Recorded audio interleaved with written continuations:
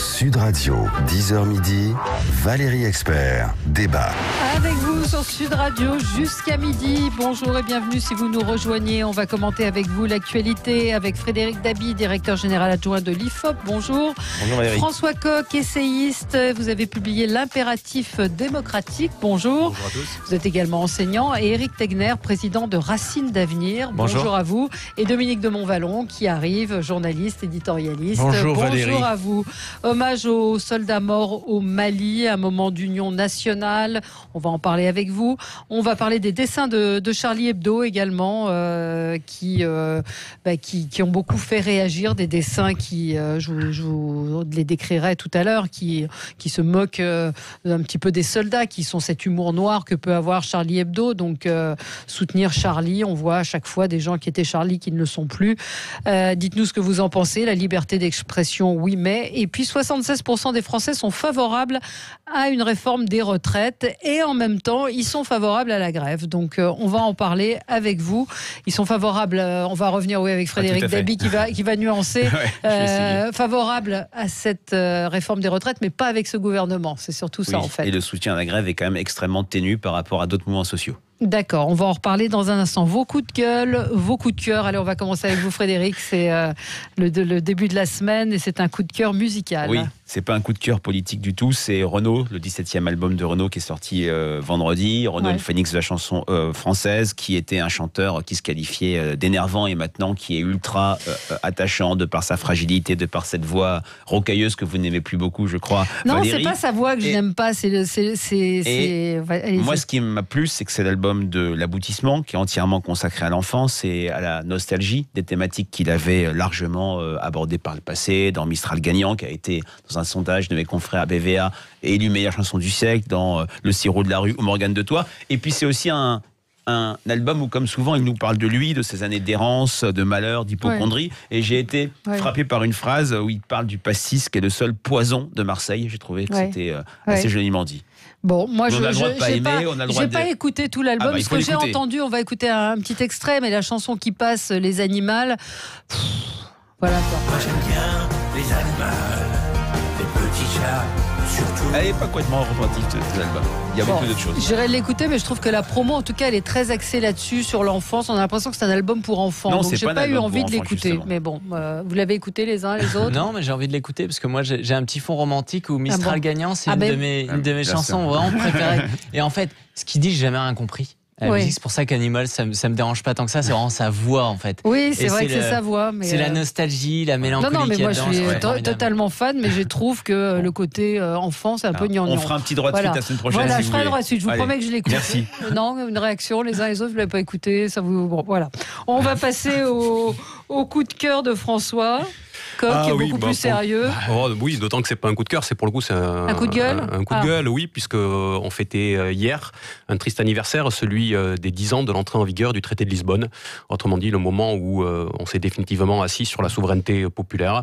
Et je note que 10 ans après, celles et ceux qui ont participé de cette atteinte à la volonté populaire et à la souveraineté populaire sont ceux qui sont encore aux affaires, puisqu'au moment où on installe la Commission européenne, on voit que le nouveau triumvirat de Madame von der Leyen, de Charles Michel et de Christine Lagarde sont 3 personnes qui étaient ministres à l'époque de l'adoption et d'entrée en vigueur du traité de Lisbonne. Et si on va plus loin, je crois que nous y reviendrons en fin d'émission, l'effondrement du consentement envers la représentation, qui n'a pas pris naissance avec l'adoption du traité de Lisbonne, mais le traité de Lisbonne y a grandement participé, nous amène à des situations comme aujourd'hui, où un président de la République qui avait dit qu'il n'y avait pas de problème de financement avec les retraites pendant sa campagne et qui n'envisageait pas une réforme en profondeur, vient nous dire aujourd'hui qu'il faut refondre totalement le pacte social de 1945, mais sans consulter les Françaises et les Français. Ouais. Alors, Éric Tegner, votre coup de cœur, coup de gueule? Alors moi, c'est un coup de gueule. C'était sur Elie Semoun, chez RTL, la semaine dernière, qui a dit, je vous cite, « Éric Zemmour est raciste, xénophobe et on lui donne la parole car il fait de l'audience et de l'audimat. Et attention, point Godwin, si vous aviez proposé une télé de recevoir Hitler face à un débatteur en 39, il l'aurait fait pour l'audimat. » Alors à un moment donné, c'est quand même des arguments de cours de récréation. Moi, ce que j'ai envie de dire, surtout en 39. Non, mais, oui. Surtout en 39. Non, mais exactement. Et c'est le côté...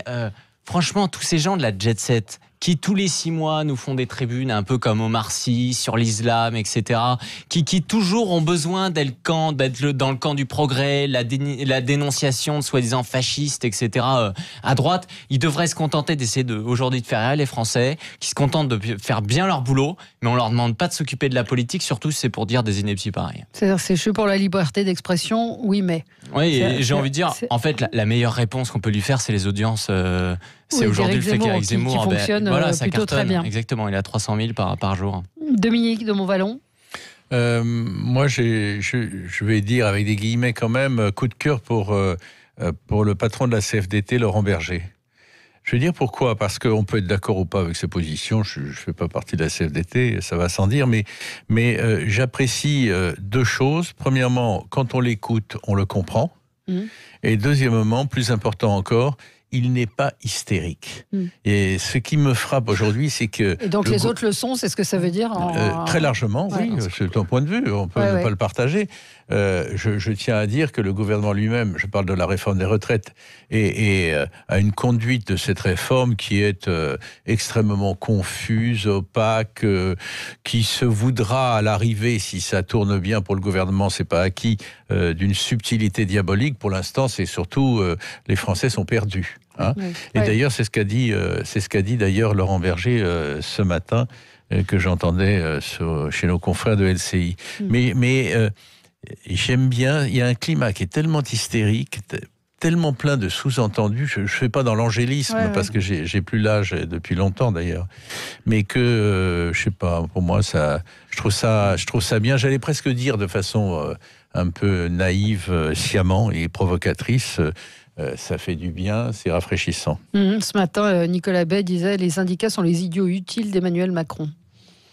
Oui, d'accord, je pense que ma référence n'est pas Nicolas Bay. Non. Vous vouliez réagir à ce que disait Dominique, ce que dit Frédéric Dominique est très intéressant. Je pense que l'anxiété des Français, elle est surtout due au flou et au brouillage autour de cette réforme, où dans la manière de s'y prendre, le gouvernement est en rupture totale avec ce qu'il a fait depuis le début du quinquennat, qui était clair pour les Français dès le début, qu'on soit pour ou contre. La loi sur le code du travail était claire. La réforme de la SNCF était claire. Là, tout est sur la table, mais rien n'a été vraiment qu'est-ce qui n'est pas décidé. clair ? Ils ont quand même annoncé un certain nombre de choses. Prenons la dernière réforme des retraites qui soit passée. Je mets de côté celle de François Hollande et Jean-Marc Ayrault en 2013. La réforme 2010, Sarkozy-Fillon-Wörth. Je me souviens de prises de parole, par exemple, de Frédéric Wörth, qui disait... Les 3 leviers possibles sont baisser les pensions, augmenter les cotisations des salariés ou bien reculer l'âge de départ à la retraite. Qu'on soit pour ou contre, on va utiliser ce levier-là. Et c'est vrai que dans les enquêtes d'opinion, ça s'est dégagé une toute petite majorité, mais une petite majorité de Français favorables à un effort jugé à l'époque raisonnable de passer de 60 à 62 ans. Là, on est dans une logique d'air d'aider. À chaque réforme, on dit allez, on l'a fait pour sauver le système, ce qui irrite beaucoup les Français, et les choses ne sont absolument pas claires puisque le gouvernement n'a pas dévoilé ses intentions, et la phrase « tout le monde sera gagnant » est une phrase à laquelle personne ne croit et qui crée un sentiment de tromperie. On va y revenir dans un instant, parce que c'est un de nos sujets de débat. On va évidemment en reparler. Moi, je voulais, mon coup de cœur, c'est pour Jeannette Bougrabe. Jeannette Bougrabe qui va être au Festival du Livre de Marseille le week-end prochain, et elle est l'objet d'attaques absolument ignobles sur Internet, dont un internaute, un Twitter qui dit l'occasion de lui proposer... Un Twitter anonyme, je crois, en plus. L'urgence des lâches. Oui, l'occasion de lui proposer un comité d'accueil digne de son indignité. Voilà, donc soutien à Jeannette Bougrabe et je me solidarise avec vous spécialement. Je trouve Valérie. ces incitations à la haine, à la violence, absolument détestables. Je veux dire, il faut aussi dénoncer quand même certains médias comme l'Obs, qui visent justement des femmes qui ont le type de combat de Jeannette Bougrabe. On pense à cet article sur les ex-musulmans qui disaient vraiment que c'était des fachos d'extrême droite, sur Zineb El Zaghraoui, et qui clairement ont modifié un article, n'ont pas du tout été clairs. J'ai vu ça ce week-end, effectivement, à modifier les propos de la personne interrogée. Le mot a été remplacé par islamiste. Alors donc qui c'est divise très, le très pays grave. dans ce cas-là, j'ai envie de dire, c'est plutôt eux. Ouais, le journaliste a interviewé, de l'Obs a interviewé, alors je me souviens plus. Il a interviewé, je ne sais plus comment il s'appelle effectivement, et celui-ci avait dit il y a une grande partie des musulmans qui se retrouvent dans certains autres... Non, qui se retrouvent plus dans les musulmans que dans les non-musulmans. Qui se retrouvent dans les musulmans, ça a été changé en islamistes. Mais heureusement, cette personne avait enregistré l'interview, ce qui fait qu'il a pu contester, mais tout le monde ne le fait pas. Donc ça fait naître quand même une suspicion aujourd'hui sur les médias qui est extrêmement dommageable. La même suspicion, on voit aujourd'hui Emmanuel Macron sur la réforme des retraites qui dit que c'est de la faute des médias, qui en rajoute, etc. C'est pas du même ordre, bien sûr. Oui, mais c'est marrant parce que c'est le même qui disait à chaque fois condamner l'extrême droite ou l'extrême gauche parce qu'ils sont anti-médias, etc. Il s'est fait élire par les médias et aujourd'hui il leur crache dessus. Mais voilà où en sont les médias et c'est très significatif. Dominique de Montvalon. C'est que l'interviewé avait mis sans se cacher d'ailleurs son téléphone portable sur la table et donc il a pu... Il y a vraiment un problème du journalisme et des médias, au-delà de ce que chacun peut penser, défendre comme thèse, etc. C'est quand même ahurissant que certains déforment les propos ou sur un autre plan. C'est même pas déformé. Oui, Frédéric a tout à fait raison. J'ai été... Et par ailleurs, sur un autre plan, mais c'est pas la même chose. Je mélange pas les deux choses, mais ça converge quand même à mes yeux. Certains se posent ou prétendent se poser en directeur de conscience des Français, ce qui les met dans un état d'exaspération extrêmement grand que je peux comprendre. Bon. On se retrouve dans un instant pour parler donc de la réforme des retraites, des dessins de Charlie Hebdo et de l'hommage aux soldats morts au Mali. À tout de suite, 0826 300 300. Sud Radio. Parlons vrai. Sud Radio, parlons vrai. Sud Radio. Parlons vrai. Sephora. Aujourd'hui, c'est le dernier jour du Black Friday chez Sephora. Dépêchez-vous, jusqu'à ce soir seulement, Sephora vous offre moins 30% sur les parfums et coffrets parfums. Des notes subtiles, des accords gourmands, un bouquet enivrant. Avec vous sur Sud Radio jusqu'à midi, vous retrouverez ensuite André Berkoff. 76% des Français sont favorables à une réforme des retraites. Et vous, 0826 300 300, c'est un sondage IFOP. Ça tombe bien que vous soyez là ce matin. Frédéric Dabi, journal IFOP pour le journal du dimanche. 76% des Français estiment qu'il faut réformer le système des retraites. Mais ils sont 64% à ne pas faire confiance à Emmanuel Macron et à Édouard Philippe pour le faire correctement. Avec un soutien, vous le disiez, alors j'ai peut-être surestimé le soutien, mais tout de même, il y a quand même un hiatus entre il faut faire la réforme, mais pas avec eux. Oui, c'était pour les raisons qu'on a évoquées ensemble, selon moi, d'absence de communication et d'étirement dans le temps de cette réforme. C'est vrai que d'un côté, il y a une défiance très forte vis-à-vis du gouvernement, y compris chez les sympathisants républicains, alors que toutes les réformes sont passées par une sorte de sainte alliance entre sympathisants En Marche et sympathisants LR.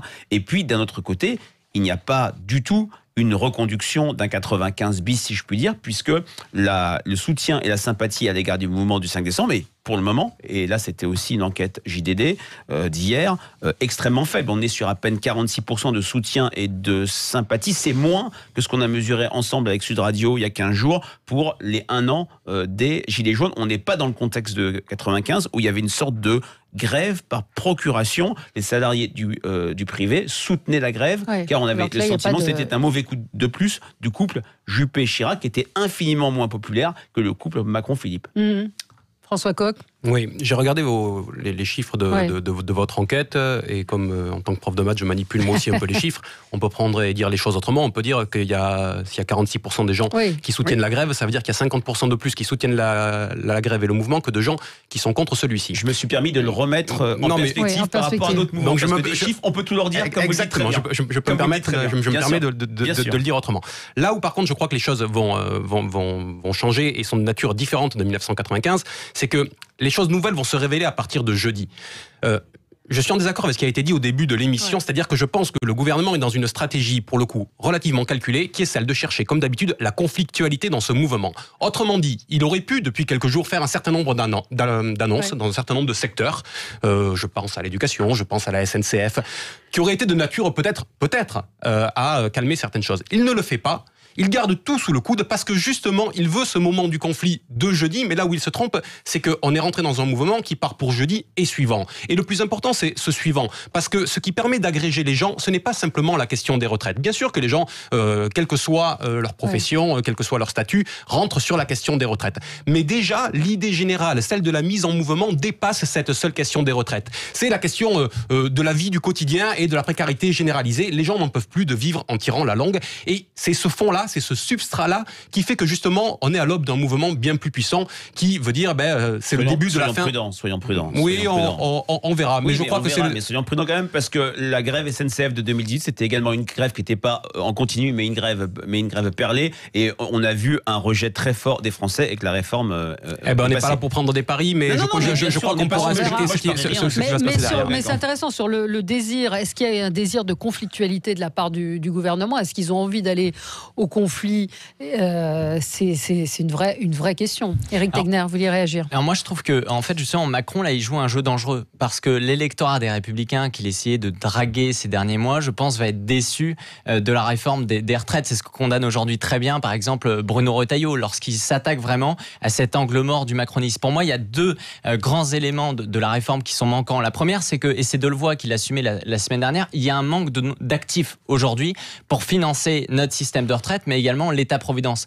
Pour ça, il y a deux options. Il faut d'un côté, faire baisser le chômage pour remettre des gens sur l'emploi qui vont cotiser, et de l'autre, il faut être capable aussi de faire une politique de natalité. C'est ce que fait Viktor Orban-Hongrie. Ce que je veux dire, c'est quelque chose d'assez logique de faire. Et ensuite, le deuxième élément, et c'est là où je reviens sur votre point sur la CFDT, c'est que la CFDT, comme Emmanuel Macron, bloque sur l'augmentation du départ de l'âge à la retraite qui est proposée aujourd'hui par les Républicains, qui est la seule façon de mettre à l'équilibre notre système de retraite et surtout de ne pas mentir aux Français, parce que cette réforme par points, finalement, elle fait que chaque gouvernement, dans les années qui viennent, pourront faire évoluer à la baisse, souvent, la réforme des gens qui ont cotisé pour ça. Oui. Un mot, oui, Dominique, vous voulez réagir à ça? Puisque Jean-Paul Delevoye, lui, je vous ai vu ce week-end ses propos sur l'immigration, où il a dit qu'il faudra 50 millions de population étrangère pour équilibrer la population active en Europe. J'avais modestement, mais nettement salué, comment dirais-je, le parcours et la performance de Jean-Paul Delevoye,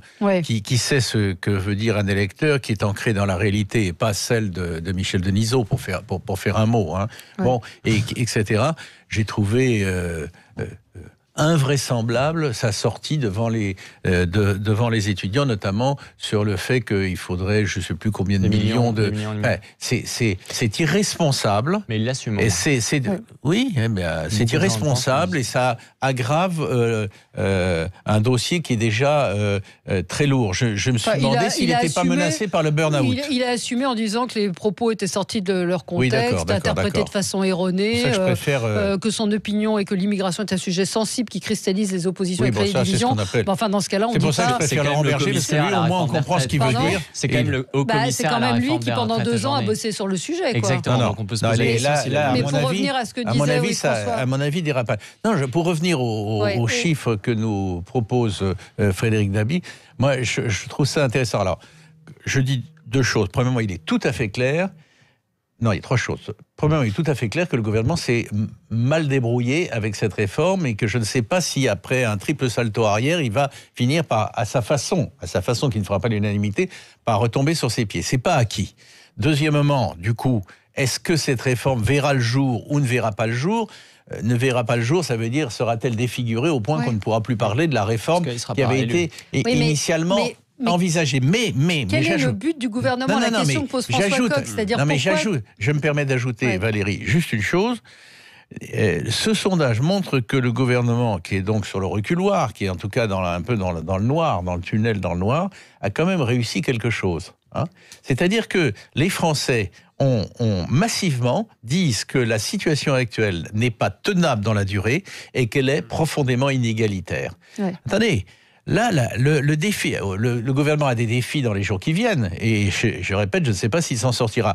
Mais les directions d'un certain nombre de syndicats, notamment la CGT avec son allié Sudrail, eh bien, ils se trouvent devant une situation qui est particulièrement complexe. Je me demande comment ils vont se débrouiller. Alors évidemment, ils essayent de nous faire une posture nouvelle en disant il ne s'agit pas de défendre les régimes spéciaux. Évidemment, tout ne se réduit pas à ça. Oui. Mais néanmoins, cependant, les Français jugent la situation actuelle non tenable dans la durée, inégalitaire, et ils veulent de l'égalité. Alors après, une fois qu'on a dit ça, on peut le traduire de différentes façons. Et le problème, c'est que ceux qui, pardonnez-moi, mais ceux qui justement aujourd'hui prétendent défendre l'égalité, en fait, ils défendent souvent effectivement les régimes spéciaux, c'est-à-dire, pour moi, beaucoup de gens qui vont manifester le 5 décembre sont défavorisés. Il y a beaucoup de gens qui ne peuvent pas, qui n'ont pas les moyens, notamment les entrepreneurs, etc., eh bien, d'aller manifester, de s'exonérer une journée de travail. Vous savez, aujourd'hui, je pense qu'il y a un clivage qu'on oublie souvent, c'est entre ce qu'on appelle les insiders et les outsiders. Ça veut dire qu'aujourd'hui, il y a 80% de gens qui rentrent sur le marché de l'emploi, qui ont un CDD. Ceux qui ont un CDI, ils le défendent. Et on l'a bien vu, Manuel Valls, lors du précédent quinquennat, avait proposé ce fameux contrat unique qui permettait quand même de favoriser, de mettre plus de gens sur le marché de l'emploi. Ceux qui se sont opposés, les syndicats, c'est parce qu'ils défendaient ceux qui avaient un CDI au détriment notamment des jeunes qui rentrent aujourd'hui sur le marché de l'emploi. On se retrouve avec vous et vos appels. Serge, Christine de Toulouse seront en ligne avec nous dans un instant. 0826 300 300. Appelez-nous si vous souhaitez réagir à ce débat. Tout de suite. Sud Radio, 10h midi, Valérie Expert.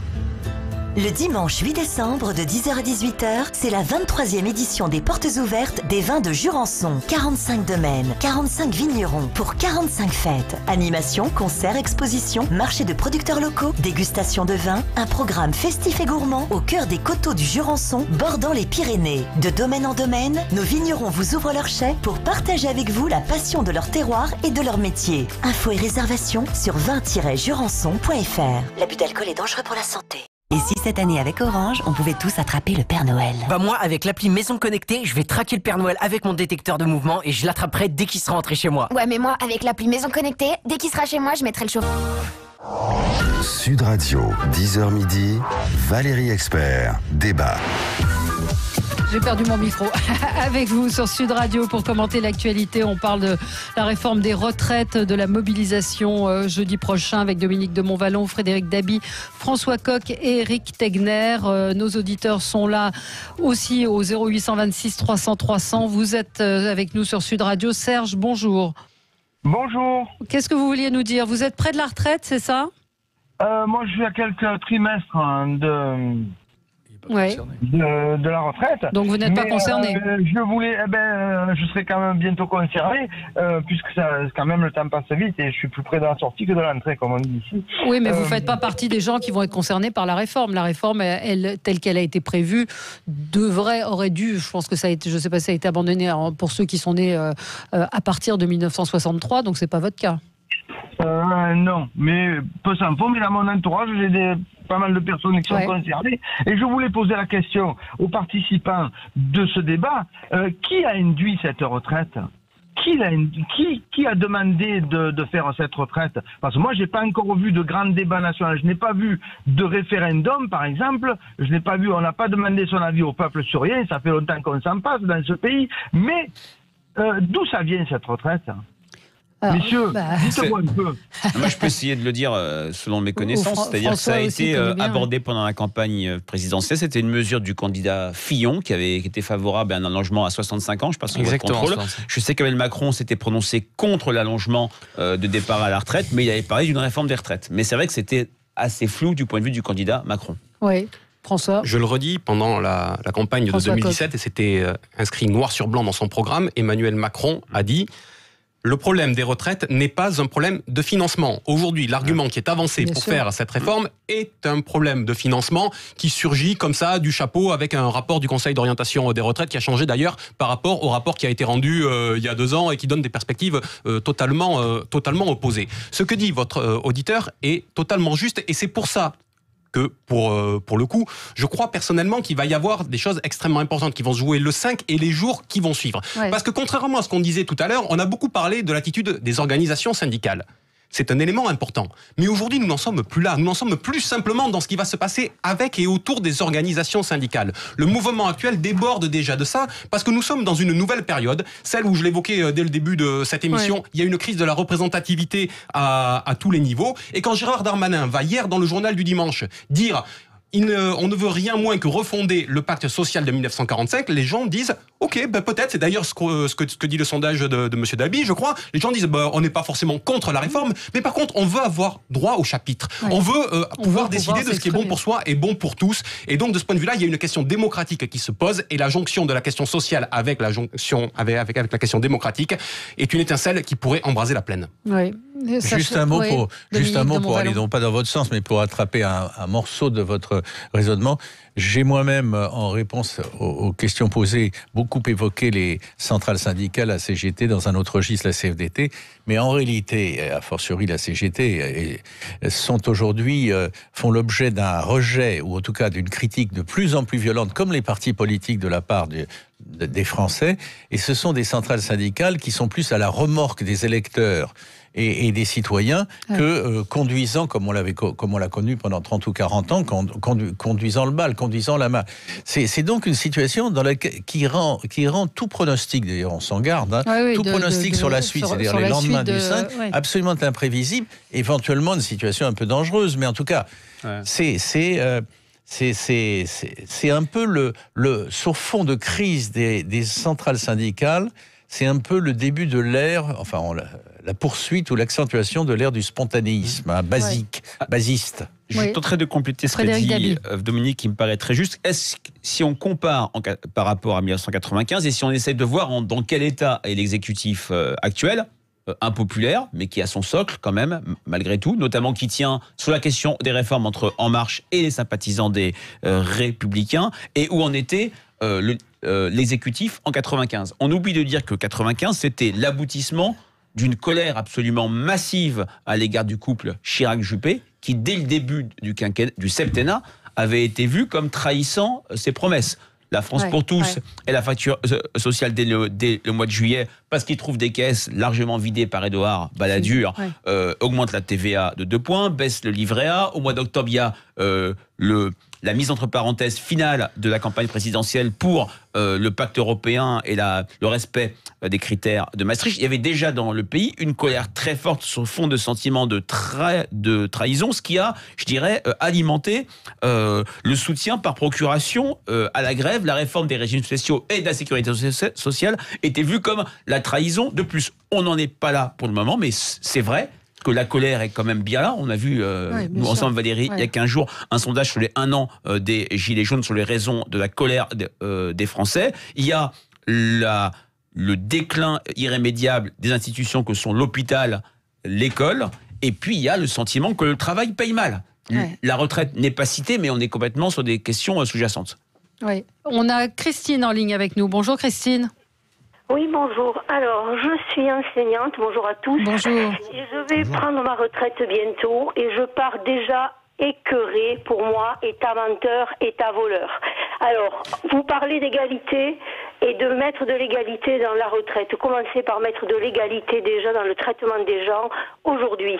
Je m'explique. Je suis enseignante, donc fonctionnaire. Donc, CSG non compensé totalement dans le public, compensé complètement dans le privé. Cessation progressive d'activité rétablie dans le privé, non mise dans le public. J'ai un métier où je suis dehors, où je travaille parfois dans des conditions très difficiles, puisque je suis prof de PS. Et donc, je travaille dans des gymnases où il fait moins 1 l'hiver. Mais ça, tout le monde s'en fout. Je ne suis pas une carrière avec des conditions difficiles, paraît-il. Voilà, promotion des enseignants, blocage, et la promotion au mérite, c'est la porte ouverte, puisqu'il n'y a plus aucun contrôle au copinage et à qui veut bien m'aimer pour avoir ma promotion, quoi que je fasse, que je bosse bien ou pas. Donc ça, c'est déjà l'inégalité déjà. Les enseignants sont les plus mal payés d'Europe. D'accord ? Donc, faut arrêter de parler de maître de l'égalité, puisque déjà le système est inégalitaire. Alors oui, il y a des compensations, mais avec un blocage de 8 ans de salaire, je vais toucher à la retraite moins que mes collègues, à conditions égales, qui sont partis il y a 8 ans. Et le pouvoir d'achat il y a 8 ans n'était pas le même. Alors oui, je suis écœurée, je pars, je ne vais pas être touchée par la nouvelle retraite, mais déjà, je me sens lésée, et je vous jure que les enseignants ne sont pas contents, et que ce qui se passe, soit on les augmente de 400 € par mois, et à ce moment-là, on peut discuter, alors que là, non. Et donc, le point d'indice, on ne sait pas ce qui sera. Quant aux économies qu'on demandera aux gens de faire, comme on est taxé sur les économies au moindre franc et euros isolés, voilà. Donc, messieurs, je suis pas contre, et je suis pas contre le rallongement de la truc. Par contre, je suis aussi très contre un âge couperet, parce que personnellement, je suis carrière longue. J'ai compensé 1 an de plus en espérant avoir une promotion pour les 6 mois que j'estime à mériter au vu de ma situation, et je ne l'ai pas eu, et donc j'ai 4 trimestres qui ne comptent pour rien, puisque tant qu'on n'a pas 62 ans, ça compte pas. Donc moi j'aurais cotisé 63 ans et demi, d'accord, enfin 43 ans et demi. Je pense que je ne pénaliserai pas la société et l'avenir. Par contre, la justice là-dedans, j'en vois aucune. Voilà. Merci de votre témoignage, Christine. Une remarque sur ce qui vient d'être dit. Oui, il y a un mécontentement, ça rejoint ce que vous disiez. Oui. Général, là, on est retraite, global. on est vraiment sur le pouvoir d'achat, on est sur les conditions de vie. Mais pardon, Frédéric. Ce qui se passe au-delà de la façon dont Emmanuel Macron et son équipe gouvernent, et il est clair que globalement, ils exaspèrent beaucoup d'électeurs, et ça complique des sujets, des dossiers qui sont déjà compliqués aux retraites, et ça complique la gestion de dossiers qui sont déjà lourds.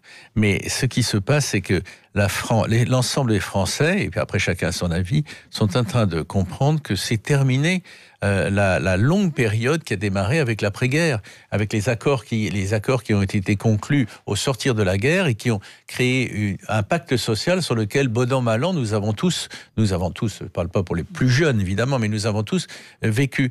Donc il y a une anxiété, un climat anxiogène, une anxiété générale, parce que il y a l'exaspération qu'inspire à beaucoup Emmanuel Macron, il y a le flou, puisqu'on parlait des retraites, le flou qui est entretenu, ou en tout cas qu'on constate dans le dossier des retraites, mais il y a l'idée que, et d'ailleurs on le voit au fil des jours qui passent, sur un dossier, sur un autre et autre, ça craque de partout, il va falloir inventer autre chose. Alors, merci pour ceux qui géraient le pays avant, qui ont fait leur part de travail, mais sans toucher à rien, en gros, on va dire ça comme ça, mais ça crée un climat anxiogène qui n'est pas imputable à Macron, mais dont il a hérité. Comment va-t-il s'en sortir ? Point d'interrogation. Là où je suis d'accord avec vous, c'est d'ailleurs en écoutant cette enseignante, on voit qu'elle compare le public, le privé. En fait, les gens ayant l'impression qu'ils vont tous perdre. Tout le monde va perdre. C'est la ruée. Chacun va aller prendre le maximum qu'il peut pour soi, et il n'y a absolument plus de solidarité. Et vous savez, les jeunes, moi j'ai 26 ans, nous on pense que de toute façon on n'aura pas de retraite. Donc il faut aussi réaliser ça, et vu que c'est un système basé sur la solidarité, ça veut donc dire que aujourd'hui on a des cotisations etc. extrêmement importantes, ce qui fait que notre salaire net est finalement très bas. Tout le monde est d'accord pour la réforme des retraites du moment que ça ne le touche pas, quoi. Exactement, et c'est encore une fois là où je ne veux pas taper sur eux, mais à un moment donné j'en ai assez qu'on parle toujours de la RATP, qu'on parle de la SNCF. Les enseignants, moi je suis toujours de leur côté en général, mais en même temps souvent ils ne veulent pas se réformer, en tout cas une partie bloque les réformes, on l'a vu quand même. Moi, Jean-Michel Blanquer a du mal à faire ça, et moi ça m'a qu'est-ce qu'il veut faire comme réforme, Blanquer ? Déranger aux gens. Non mais vous savez quand même très bien que sa réforme, ça a été de supprimer 80 000 postes dans l'éducation nationale quand il était numéro 2 de la DGESCO sous Nicolas Sarkozy. C'est ça son boulot, c'est un comptable. Je ne suis pas là pour défendre Jean-Michel Blanquer, je dis que l'éducation nationale est extrêmement difficile. C'est extrêmement difficile aujourd'hui de la réformer. Donc à un moment donné, peut-être qu'ils auraient dû être un peu plus conciliants ces dernières années pour ne pas arriver aujourd'hui. Effectivement, on est dans une situation de blocage. Et effectivement, encore une fois, les enseignants, en même temps, l'opinion, il les soutient, mais derrière, c'est les premiers parfois à faire la grève. Quelle image ça donne aussi aux étudiants, aux élèves qui parfois ont envie de passer leur bac, etc. Vous voyez, c'est toujours ce double discours. Et elle-même, d'ailleurs, le disait, il y a un système de promotion qui va être bizarre, etc. Et c'est bien le problème, c'est la représentation syndicale. C'est pour ça que j'avais été extrêmement surpris que les Gilets jaunes, d'ailleurs, se joignent à les manifestations du 5 décembre, alors qu'au début, la France insoumise, comme la CGT, crachait sur les Gilets jaunes, parce qu'à la base, c'est une crise de la représentation. Et donc, ça m'exaspère, en fait, qu'aujourd'hui, sur une réforme aussi importante que les retraites, ça soit la CGT et la CFDT qui soient aux avant-postes. Si vous permettez un mot pour répondre à Dominique de Montvalon.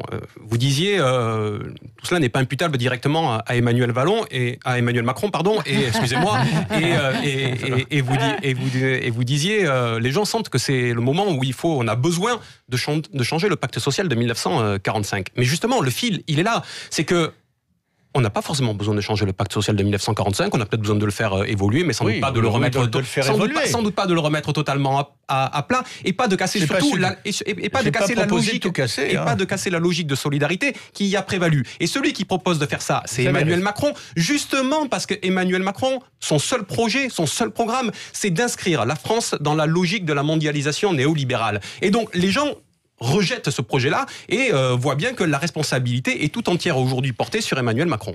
Oui. Allez, on va marquer une pause. Oh non, on a Emmanuel d'abord, pardon. Emmanuel qui nous appelle de Montpellier. Qui n'est pas Macron, je pense. Non, qui n'est pas Macron ni de Montvalon. Bonjour Emmanuel. Oui, bonjour, je suis désolé, c'était moi le plus vieux, j'y suis pour rien pour le prénom.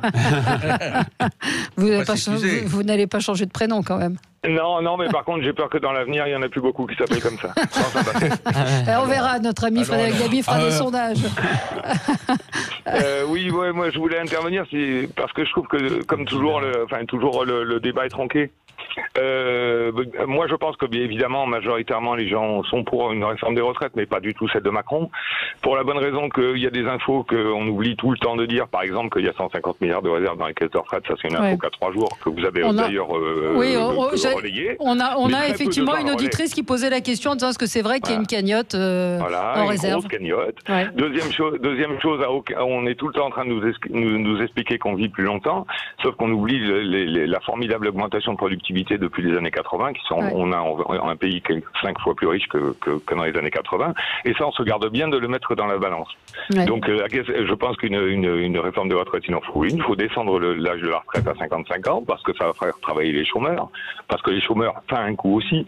Donc le fait de faire travailler les gens plus longtemps n'a que comme effet premier d'augmenter le chômage, et c'est mathématiquement, j'aimerais qu'on me prouve le contraire. Donc voilà. Et puis c'est surtout où est-ce qu'ils vont trouver le boulot, parce que quand on voit que les seniors sont aujourd'hui parmi les plus discriminés avec les personnes handicapées et ceux qui ont le plus de mal à retrouver du boulot, et qu'aujourd'hui on vous dit que vous êtes senior à 40 ans, je vois pas comment on va réussir à bosser jusqu'à 65 ans. Oui, mais dans ce cas-là, on met les gens à la retraite dès 50 ans, parce que à partir de 50 ans, quand on perd en emploi, effectivement, de toute façon, c'est difficile. Mais c'est pour ça qu'il faut, ce que je disais tout à l'heure, il faut conjuguer la réforme des retraites et la baisse du chômage. Il y a juste très mal vécu de la part des Français. Je ferai une petite parenthèse. Les 50-64 ans sont la catégorie qui est peut-être la plus malheureuse en France, la plus crispée sur le pouvoir d'achat, et qui vote le plus fortement tendanciellement pour le Rassemblement national. Oui, Josette nous dit ce ne sont pas les syndicats qui vont défiler, ce sont avant tout les citoyens, syndiqués ou pas, et pas que pour les retraites, mais évidemment, ce sont ces beaux parleurs qui parlent de diffusion et qui l'a construite. Isabelle nous dit ça fait 1 an qu'on est dans la rue, où sont ceux qui vont manifester, où étaient ceux qui vont manifester le 5 décembre, effectivement. Salariés et citoyens, c'est ça qui est important dans ce mouvement. Absolument. Et il faudrait aussi penser, je pense, aux questions de dépendance, qui pour moi sont extrêmement liées à la retraite. Demain, ça va coûter une fortune de s'occuper de nos aider. Les quinquagénaires qui sont les plus confrontés directement, personnellement, par cette question de la dépendance de leurs parents.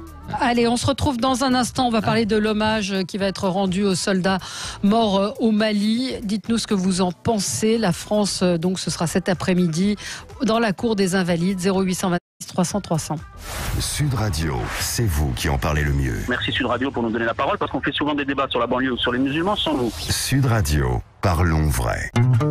500 agences en France et forcément une dans les environs. Prenez rendez-vous maintenant sur www.vendezvotrevoiture.fr. Sud Radio, 10h midi, Valérie Expert, débat.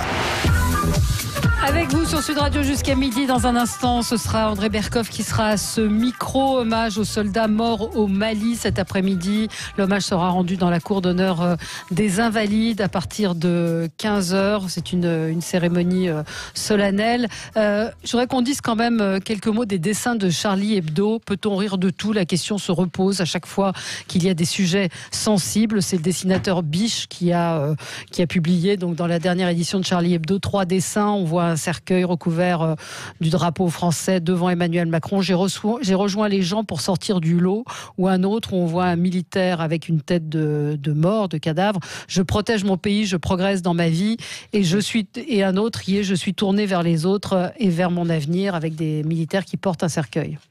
Vous avez bien rappelé que je trouve que ça se moque moins de ce qui s'est passé au Mali que des campagnes de communication de l'armée, où la mort est très souvent euphémisée, voire absente. Les slogans, ce sont les mêmes utilisés par ceux de l'armée de terre. Moi, d'un point de vue personnel, je soutiens Charlie plus que jamais. On est à 35 jours du 5e anniversaire de la tuerie de Charlie Hebdo. On sait très bien qu'ils sont anti-militaristes. On se souvient des dessins de Cabu. Ceux-là sont peut-être de mauvais goût. Ils sont peut-être dans un mauvais timing par rapport à... Mais on rappelle que c'est un journal de caricature. La caricature signifie de grossir le trait. Je reprends ce qu'a dit ce matin sur un plateau mon amie Elisabeth Lévy. L'armée d'un côté, Charlie de l'autre. C'est peut-être les deux faces d'un même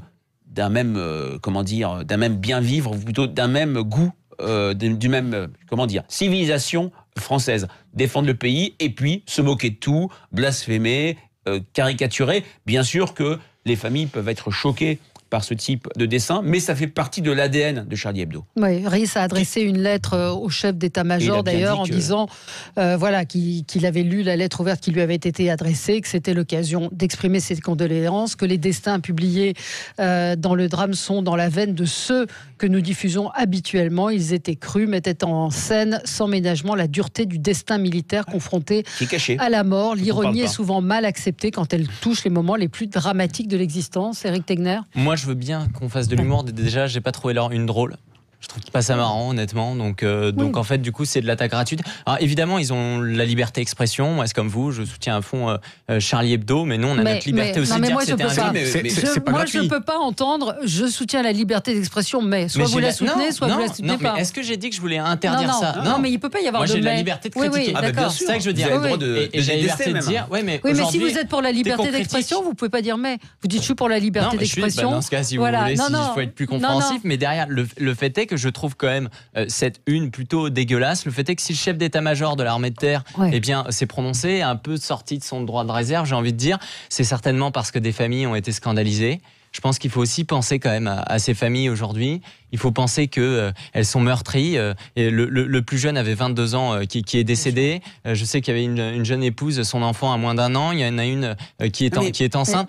Oui, mais il faut aussi vous avez raison, Éric, mais dans ce cas-là, quelle est la limite? Où est-ce qu'on s'arrête? De quoi on rit? Le prix de la liberté. Légalement, ils font ce qu'ils veulent.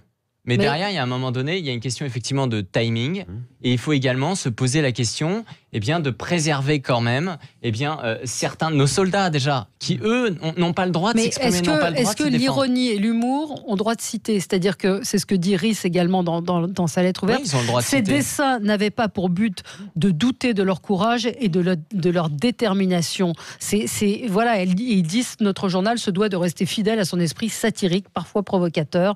Cela ne signifie nullement qu'il mésestime le dévouement de ceux qui se battent à défendre les valeurs au service de tous. Et il est bien placé pour parler de la lutte contre le terrorisme.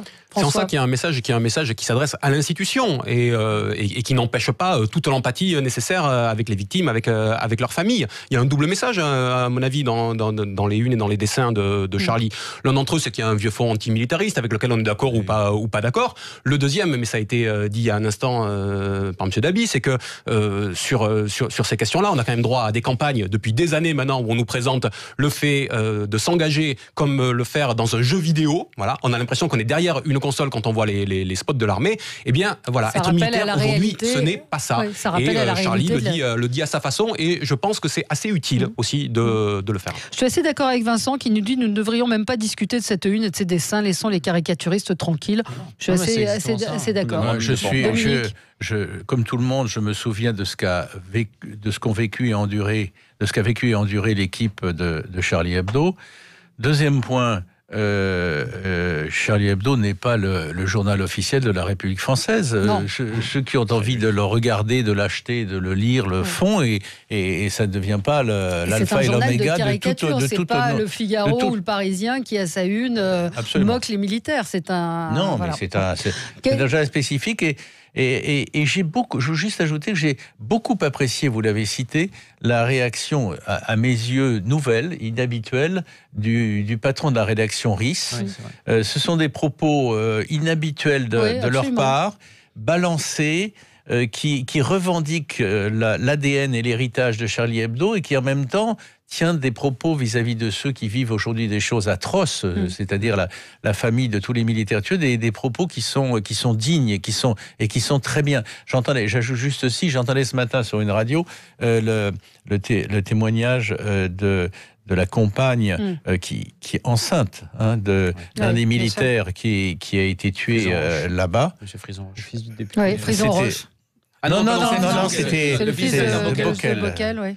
C'était une cinquantaine de secondes qu'on nous passait, mais c'était absolument bouleversant. Vous imaginez, elle porte un enfant à qui elle apprendra qu'il ne verra jamais son père. Enfin bon, j'arrête, mais c'est dur. Mais voilà. Oui. Faut-il choisir? Non, notre ADN, c'est la liberté d'expression, mais voilà. C'est vrai que Chris a été assez pédagogue et c'était une assez jolie lettre. C'est pas caché derrière le côté liberté d'expression. C'est la première fois qu'il fait ça. C'est intéressant. Un mot sur l'hommage qui sera rendu cet après-midi. C'est dans le point, un journaliste qui relève le fait qu'il n'y a jamais eu aussi peu de soldats tués à l'étranger et que les hommages nationaux sont de plus en plus nombreux. Oui, c'est parce que la mort est de plus en plus vécue comme insupportable, quand bien même c'est le risque du métier quand on est militaire. Il y a 41 morts au Sahel depuis le début de l'opération Serval puis Barkhane. Il n'y avait pas eu d'hommage nationaux. Mais ces hommages nationaux sont de plus en plus nombreux. Au moment du Drakkar au Liban. Je vais le défendre, mais c'est une volonté d'Emmanuel Macron aussi de glorifier le héros depuis le début du Absolument, quinquennat. l'héroïsme qui est... Mais ça ne devrait pas... Vous allez pas dire qu'il y ait des hommages nationaux comme ça. Justement, je viens de dire que je défendais Emmanuel Macron. C'est important qu'il y ait des hommages nationaux comme ça, mais ça ne doit pas masquer et empêcher le fait qu'on pourrait aussi avoir des débats géostratégiques sur notre présence au Mali, sans qu'ils soient tranchés par avance, mais en tout cas qu'on ait les éléments. Ça fait 3 milliards et demi d'euros pour cette campagne qui est menée maintenant depuis des années. Nous voudrions savoir, en tant que citoyens, où le gouvernement nous mène. Dans un instant, vous retrouverez André Berkoff. Très bonne journée à l'écoute de Sud Radio. On se retrouve demain pour d'autres débats, demain à 10h. Bonne journée. Sud Radio.